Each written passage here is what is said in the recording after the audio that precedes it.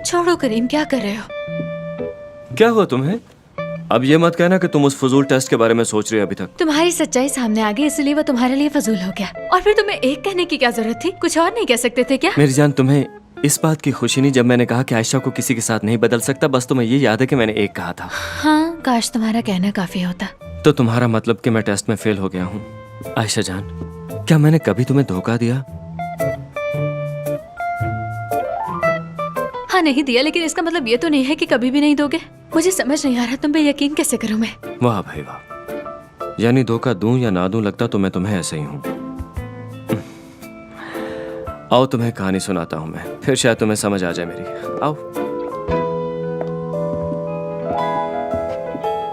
क्या तुम्हें पता है कि पहले करीम कैसा था? यानी तुम्हारे आने से पहले वाला। वो ऐसा शख्स था जो सबके लिए खुद गर्ज था, बहुत सेल्फिश। दुनिया भर में उसे अपने सिवा कुछ नजर नहीं आता था। उसने कभी किसी की इंपॉर्टेंस को कबूल नहीं किया, हत्ता कि एक वक्त आता है जब वो आके तुमसे मिलता है और तुमने उसको पूरी तरह से बदल दिया। यूं कह लो कि तबाह बर्बाद कर दिया तुमने मुझे। उसने दिल से तुम्हें अपनी सारी दुनिया कबूल कर लिया और दुनिया में उसको किसी ने भी परेशान किया तो उसके साथ मुकाबला किया उसने, अपनी अम्मी के साथ, फैमिली के साथ, हर किसी के साथ।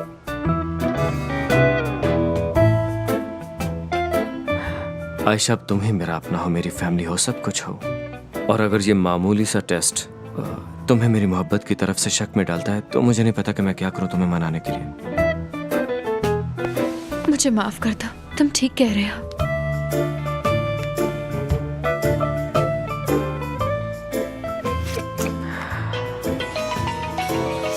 एक सेकेंड, एक्सक्यूज मी।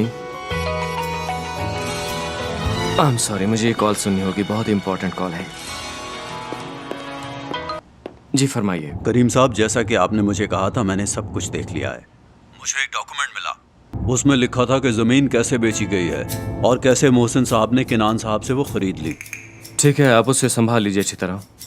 हम मिलते हैं कल ऑफिस में। ठीक है करीम साहब। मगर जैसा कि मैंने कहा, बात सिर्फ हम दोनों में रहनी चाहिए, किसी को कानो कान खबर ना। ठीक है, गुड नाइट। अगर तुम्हें अकेले बात करनी है तो मैं यहाँ से चली जाती हूँ करीम। नहीं जाने मन, ऐसी कोई बात नहीं, ऑफिस का काम। क्या वाकई?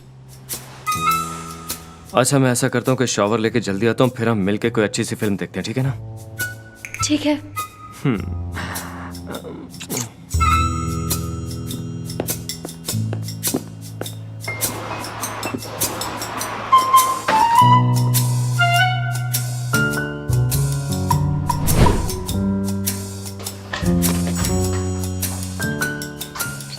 ये क्या किया करीम? तुमने फोन लॉक किया? देखा है मैंने। हाँ, तो तुम क्या चाहती हो कि ये सारी रात ऑन रहे और हमें डिस्टर्ब करे? तुम्हें रात को कौन मैसेज या कॉल करेगा करीम? अरे भाई, फुरकान मैसेज करेगा, और किसने करना है? मुझे ऑनलाइन देख ले तो फजूल चीजें भेजता रहता है वो। आखिर तुम्हारे इरादे क्या है करीम? हाँ,